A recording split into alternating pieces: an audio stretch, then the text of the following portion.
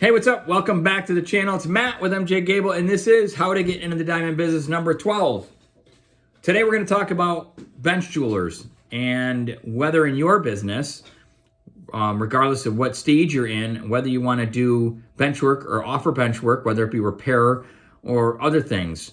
So you may be retail facing or client facing and may need to do some cleaning and polishing or rhodium dipping or retipping or resetting stones.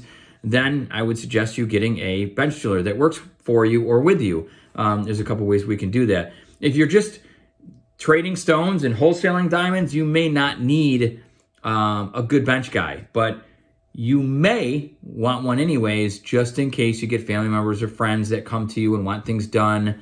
It's kind of a pain working with the public, but it's good to have a good bench jeweler that can do things for you, especially if you're buying goods and reselling goods, used or secondary goods or over-the-counter goods.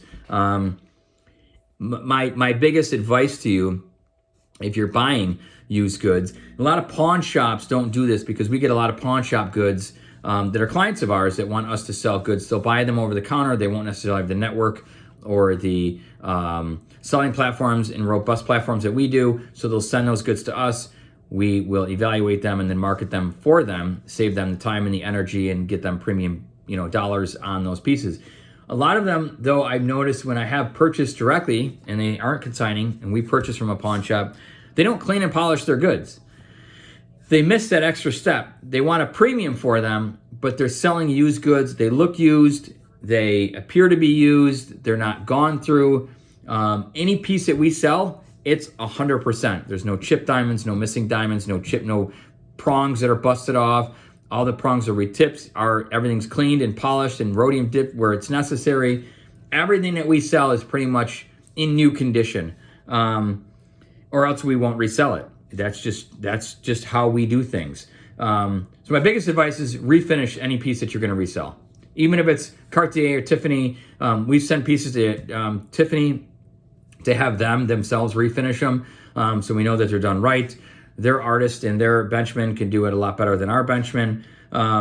So getting involved with a bench jeweler, if you go back to the original videos I started in this series about finding a store or a jewelry store that you can mentor with that allow you to shadow, that's where you're going to pick up probably the resource for a bench jeweler. Many bench jewelers do work for other jewelers. A lot of jewelers themselves don't do their own bench work. So they outsource that. Some I know some jewelers that actually send their goods out of state to a bench or a wholesaler that will do the bench work and then send them back.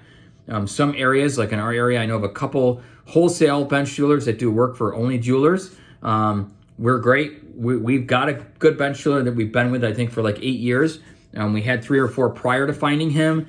We love him.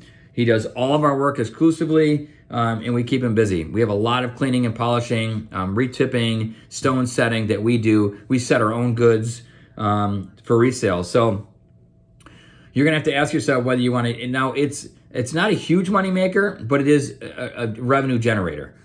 You will get some revenue from it if you decide again to be retail facing or client facing in that aspect. You can be a private jeweler, and you're still going to want to set and mount diamonds and clean and polish and rhodium and all that stuff. So instead of you getting your hands dirty, there are wholesale bench guys out there that'll give it to you at basically a wholesale price, and you can either double that number. That's usually, some guys will triple it. We don't. We double it. Something's $20, we charge 40. Something's 40, we charge 80, etc.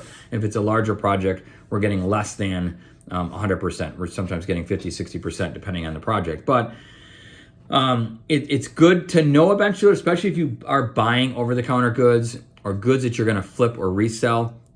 Make sure that those goods are pristine. You will get a bad reputation quick, and you will not do very well in the selling aspect of that if your goods are not complete, meaning 100%, or at least close to 100%. I know some of these are, like the used vintage goods, and you're talking about 1920s and 1930s with old European cuts and single stones. Those are never going to be 100%. There's going to be some platinum that's chewed up a little bit, but you can clean it up. There may be a chip stone that you don't necessarily want to remove or recut and replace. But for the most part, selling those goods, try to make them 100%. So finding a good bench jeweler is very important. There's a lot of guys out there, I can tell you, bench jewelers and ladies that aren't very good at what they do. They will set stones crooked. They will use 14 karat on platinum because they can't afford the platinum stock. So you're going to go through some trials and tribulations until you find somebody who is very talented and crafty and can do the bench work properly. Now, I didn't know anything about bench work when I first got started. I know my way around discussing the work and understanding what needs to be done, how it needs to be done, and understanding the terminology and technicality of it. Although I cannot sit down at a bench and size a ring or set a stone, I would be throwing stuff across the room. It's just not in my blood to do it. My fingers aren't that good working on small things, and my patience level probably is not up to par for being a benchman. So thank God I'm good at what I do, because I would not cut it being a benchman. And those of you who are benchmen, I applaud you. I respect you. I would not do that work. I think it's great work. There's so many talented people out there. We used to use a guy named Mike who was extremely, extremely talented. He worked for a jeweler and did our work too. And he since moved out of state, but Mike was a very, very talented benchman. And he did a lot of stuff for us. And we were actually talking about creating a line at one point using our diamonds, and his basically artistic talent and his knowledge of creating pieces, and we were going to pair them and sell goods that way. So you're going to have to decide whether you want to include or incorporate bench work within whatever that you do. If you're retail facing, it's very important. If you're not, you're just wholesaling or trading diamonds, not necessarily that important. I would suggest trying to ask other jewelers in your area who they use, or if they know of any benchmen that are that work in the wholesale trade. You got to kind of dig a little bit. These guys aren't on like Google or Facebook, or they're not advertising. They're usually underground and or small shops, and they're difficult to find. So if you happen to be in the Rochester, New York area, I could certainly give you a couple names. And I do have a huge network that I belong to. I can pretty much find you a bench jeweler in probably any of the 50 states here in the US through my network that I belong to. So if you need help with that, you can certainly send me a message or comment below, and I can put you in touch with a bench jeweler in your area, or at least somebody that you can is somewhat close to you that can do your bench work for you. It's like I said, it's very important, and especially to trust somebody obviously with those goods. My bench jeweler's done some significant pieces for us, 6-7 figure pieces and settings. So that's all I've got for this video.